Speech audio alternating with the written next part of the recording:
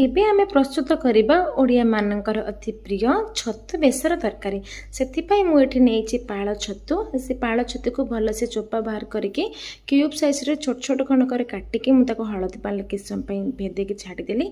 एबे प्रस्तुत करिबा आमे मसला। सेथिपाई कळा सोरिष, धळा सोरिष, जीरा, सुखिला लंका, अदा, रसुण, पियाज आ एबे मु ताको भल से गोटे फाइन पेस्ट बनै देली। आ से जो भेदे रखिथिबा मु छतु को ताको चिपुडी के भल से बाहर कर देली।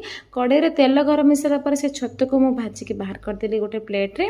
आ छोट छोट आलू खंड को भी मु भाजी के बाहर कर देछि। आ सेही कड़े रे तेल गरम मिसला परे जीरा कटा जाइथिबा पियाज और टमाटो देके टिके लाल होला पर्यंत भाजी सारला परे सेथिरे मु बनेथिबा पेस्ट को दे देली। दे सारला परे मु बेसिक मसला मु एठी ऐड करिछि।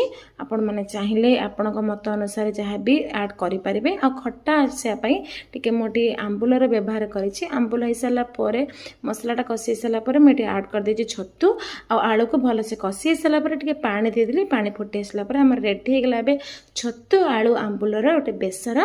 आपण मानको मो कुकिंग वीडियोटा केमते लागुछि निहाती कमेंट माध्यम रे जणाबे। आगे हां सब्सक्राइब करबा को जमा भूलिबेनी। रहिली।